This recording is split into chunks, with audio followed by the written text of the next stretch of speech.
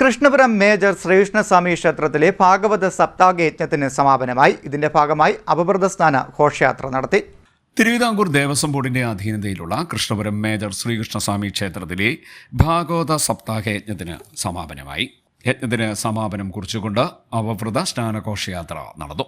ഗണപതി ഹോമം, വിശേഷാൽ പൂജകൾ, വിഷ്ണു പൂജ, സഹസ്രനാമജപം, ഗ്രന്ഥ നമസ്കാരം, ഭാഗവത പാരായണം എന്നിവയ്ക്ക് ശേഷം അന്നദാനം നടന്നു. തുടർന്നാണ് വൈകിട്ട് 3 മണി മുതൽ അവവൃത സ്നാനഘോഷയാത്ര നടന്നത്. യജ്ഞശാലയിൽ നിന്നും ഘോഷയാത്ര പുറപ്പെട്ട് ക്ഷേത്രകുളത്തിലെത്തി അവവൃത സ്നാനം പൂർത്തിയാക്കി താലപ്പൊലിയുടെയും വാദ്യമേളങ്ങളുടെയും അകമ്പടിയോടുകൂടി തിരികെ എത്തിച്ചേർന്നു. നിരവധി ഭക്തജനങ്ങൾ ചടങ്ങുകളിൽ പങ്കെടുത്തു.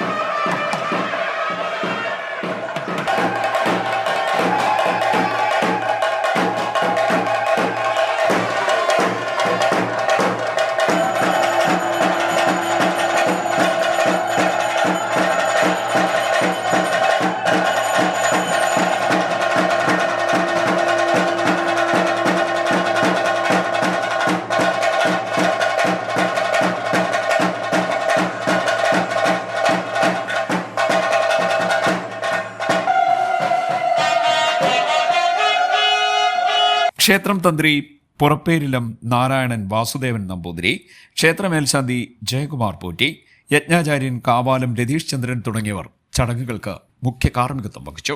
ക്ഷേത്ര ഉപദേശ സമിതി ഭാരവാഹികൾ നേതൃത്വം നൽകി. CDNet news, Kayamkulam.